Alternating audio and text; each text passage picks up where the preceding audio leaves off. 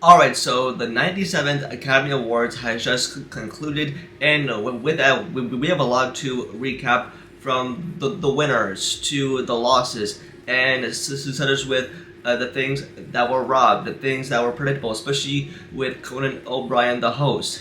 And there's so much more I want to get off my chest of what I thought about this year's Oscars. How it's so slightly better than last year's, but that's what I do for you guys in this video, is breaking down everything from the categories to the winners, and especially for what I thought of the whole ceremony in general. So a lot to break down in this video. And so if you're new, then be sure to subscribe and hit the notification bell so you don't miss out on any future videos. But now let's hop into it all. And now, I want to talk about how great the ceremony opened, and that's with Ariana Grande and Cindy Arrivo that performed Defying Gravity from Wicked. And it's especially as I thought this was a great way to open up the ceremony. It got me sobbing, and it was truly breathtaking, especially with the chemistry that these two share, especially in Wicked and on that stage. It was truly spectacular. I mean, bravo to them, that they deserve every nomination and every single award coming to them. Even with Conan O'Brien, that was this year's Oscars host, I feel like he did a really great job, and it was slightly better than Jimmy Kimmel, because especially if you all remember that last year when Jimmy Kimmel hosted last year's Oscars, and there was unusual and weird activity going on stage. But even with Conan O'Brien and what kind of jokes that he delivered, it made me crack up a lot, and that was because of how great his personality is, especially when he was selected to host the Oscars, and even though he got me crack up so much, then I could not stop laughing at his jokes, because, and trust me, Conan O'Brien, he is very funny, and I'm glad that he was chosen as this year's Oscars host.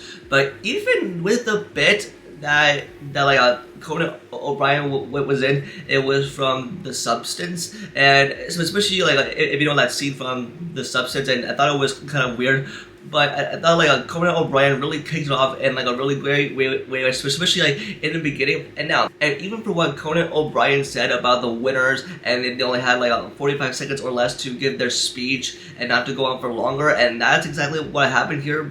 And next up, I want to get into how Anora and The Brutalist, that were the movies that they got swept at the Oscars, and meaning that they got more nominations than most of the films that they were nominated for. Now, especially if you look at the films like Anora and The Brutalist, especially for Anora, that won 5 awards. They got nominated for so many Oscars.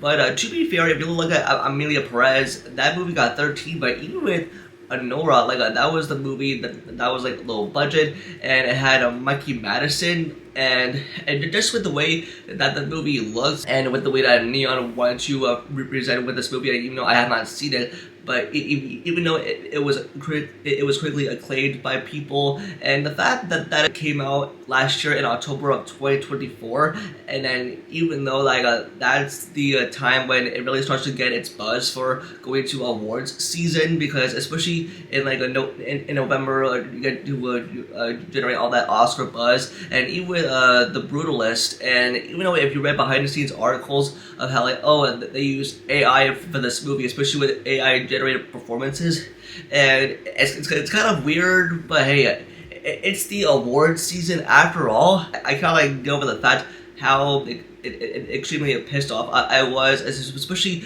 I was surprised when Anora and The Brutalist got more awards given out of any other movie that got many nominations. I gotta give a hand to Anora, especially with the science behind how this movie won. It's especially with it's so crazy for how they did it. And now moving on to who won the award for Best Supporting Actor, and that went to Kieran Culkin. And now, especially with the speech that he gave, I thought it was very interesting, because especially for when he thanked Jeremy Strong and his performance in The Apprentice. I bet this big guy really censored, and then especially with the thought that he gave to his wife. And let me just play the clip. She turned to me, I swear to God this happened, it was just over a year ago. She said, "I will give you 4 when you win an Oscar." And let's get cracking on those kids. What do you say? I love you. I love you. And with Kieran Culkin, that got his Oscar for his performance in A Real Pain with Jesse Eisenberg, because he definitely deserves it, especially as he went from playing a kid in Home Alone to be trajected into I mean, he can never fully imagine himself to being an Oscar winner, but that's why I really admire about the man. It's just like he is truly amazing. I really got a kick out of him when I watched him in Succession, and especially with the comedic bits that he delivered in that show was amazing. And especially as I love that Succession is like a masterfully done television, and especially now that he is an Oscar winner, and especially with the bit that he gave to his wife, it was sort of interesting but kind of funny too as well. It was kind of like a manifestation bit out of anything that I've ever seen. And now, especially moving on to how Dune and Wicked both got awards, like I got 2 awards if I'm not mistaken. Especially with the others, they got 0 awards, like 0, even though they were nominated like multiple times. And especially with the Wild Robot, that won 0 awards, even though it got the most nominations out of any other animated movie. And even with the best animated feature category, and especially with the Wild Robot, that was robbed of an Oscar win so much because that movie was so good. It was really like heartfelt, emotional, and it really sends a message. It's one of DreamWorks Animation's best work. The fact that Flow won over that movie, and it's just like how it's so crazy to me. But even with the Wild Robot and Inside Out 2 were snubbed of Oscar wins, but hey, at least people enjoyed Flow, and the people that worked hard on it. And I'm so glad that Dune and Wicked both got awards, because even though with Dune Part 2 that won for Best of Visual Effects and Best Sound, because that movie delivered so much, and I can't wait for Dune and Messiah for what that movie is going to deliver. And I thought that this was really going to bring justice to Denis Villeneuve when he didn't get that nomination for Best Director. I'm glad that movie won awards, because even though I thought the movie was truly breathtaking, it landed on number 1 on my top 10 list for 2024. And even like aside from Wicked, like and that movie won for like Best Production Design and Best Costume Design as well. So I mean, even with these 2 popular movies that came out in 2024 that won awards, I mean, bravo to them, because I thought like both films were truly amazing. But now we were all predicting that with, I think Dune Part 2 deserved to win Best Picture, but I can't like get over the fact for how robbed Wicked was the most, because especially with Cynthia Erivo and Ariana Grande, that did not win awards, especially for Best Supporting Actress and Actress in a Leading Role. And next up is Best Makeup and Hairstyling, and that went to The Substance. And now, especially with The Substance, they got nominated for Oscars, especially for Best Supporting Actress and Leading Actress. But I'm glad that movie won, because I really enjoyed it. It was like a gruesome and disturbing horror movie, and it was like out-of-body horror experience, because it was, especially with the best makeup design, it was one of the best things that I've ever seen. Especially if you've seen the third act of that movie, you'll know what I'm talking about. That movie was the talk online on social media, and it was quickly acclaimed by people. People were talking about it and stuff like that. And also, speaking of with the Substance, especially with Margaret Qualley, that was up for the Oscar for the nomination of Best Supporting Actress. Like she was involved in a tribute to James Bond, and also moving on to the tribute to James Bond and its franchise that the Academy Awards pulled off, especially with that performances, because especially people were looking at Margaret Qualley as to say that she should be the next Bond girl.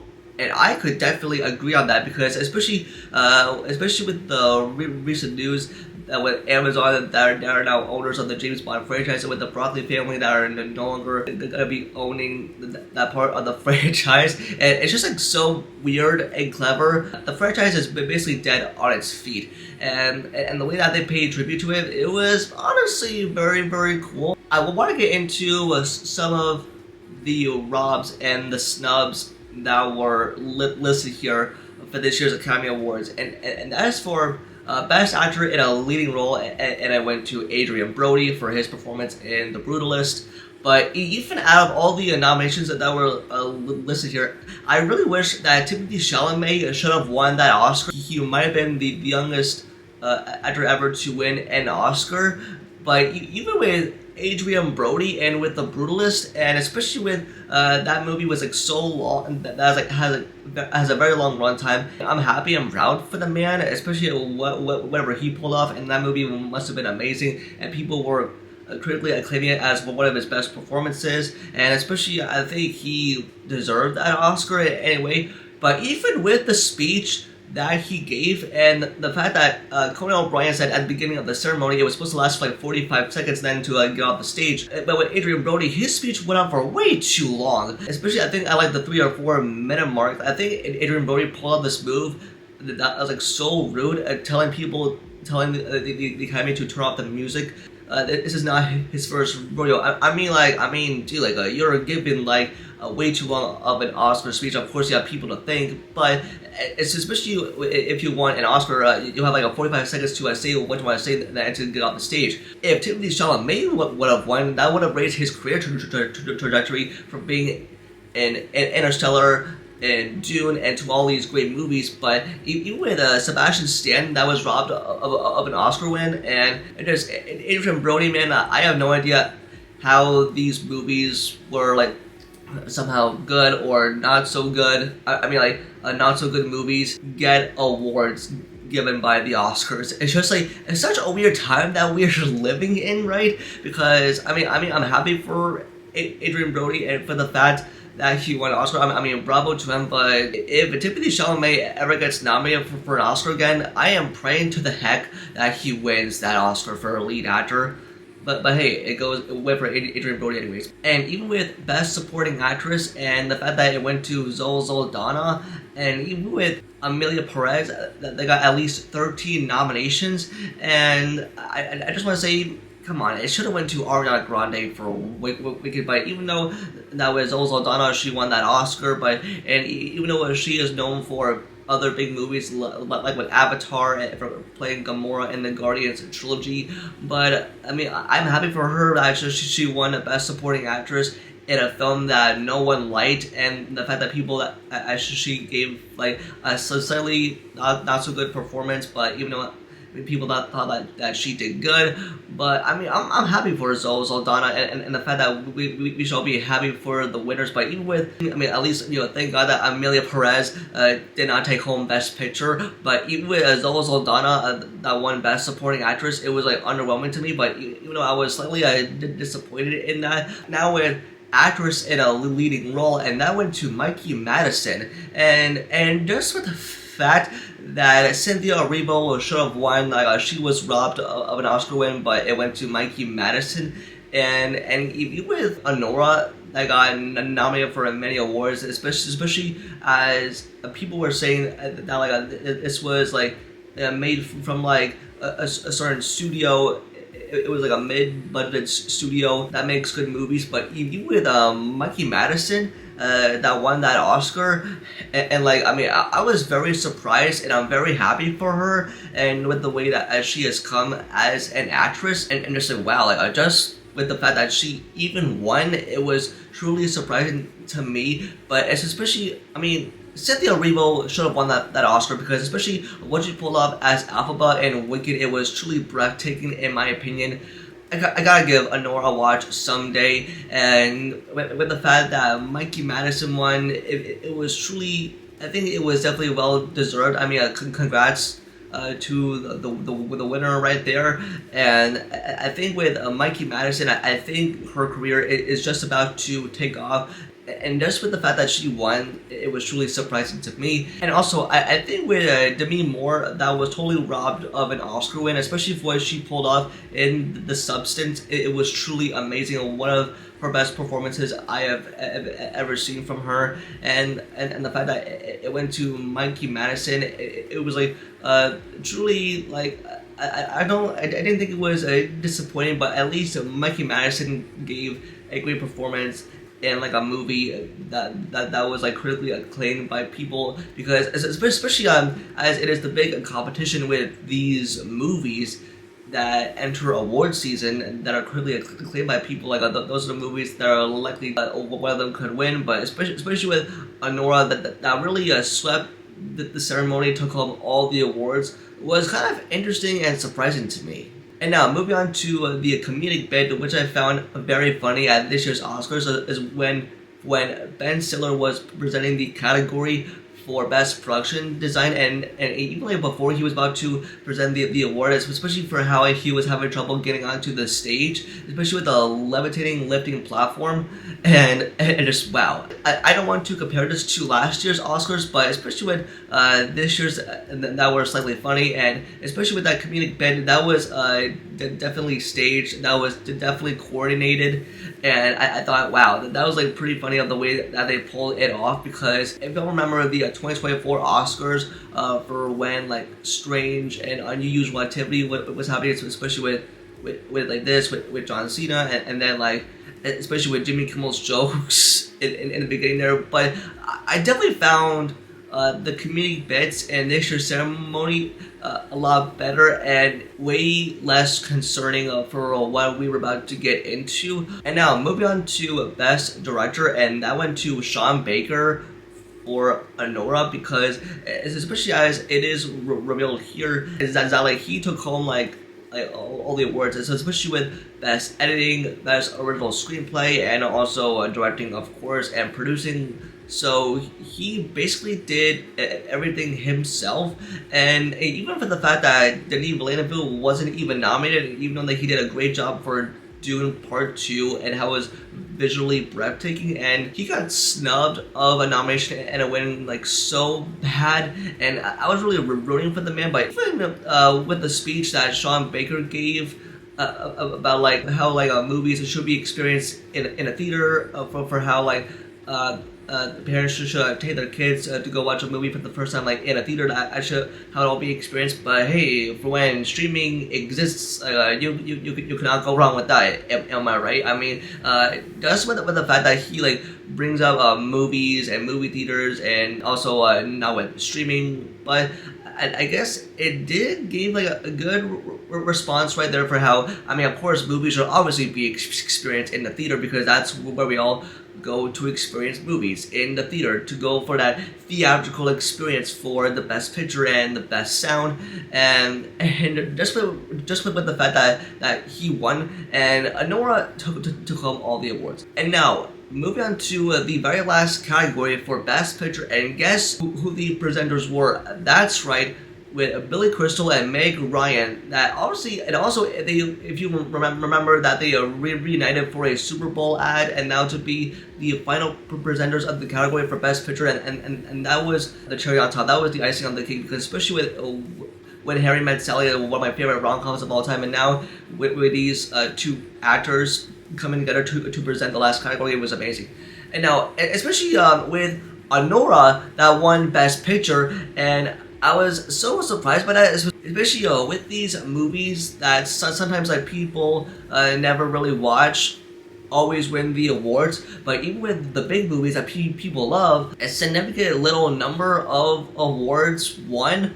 But even with Anora that won most of the awards, most of the Oscars, I mean, I gotta admit, I gotta give a hand to Anora, and with the way for how everything was so present there, and it is so weird and unusual the way that it was given. And one of them has said, oh, it was a low budgeted movie, it was shot on location, and I can definitely see that for how a movie like Anora, that people claim that it was slightly good to be nominated for so many Oscars, and no one thought with a movie like this, like just to take home all the awards, because especially if you remember last year's Oscars with Oppenheimer, that took home all the awards, and that did almost $1 billion, and that was a Christopher Nolan movie. But I think right here, like, it is different, because even though, oh, it should have went to Doom Part 2, I mean, of course it should have went to Doom Part 2, and had some of the best visual effects. It won for Best Sound, Best Visual Effects,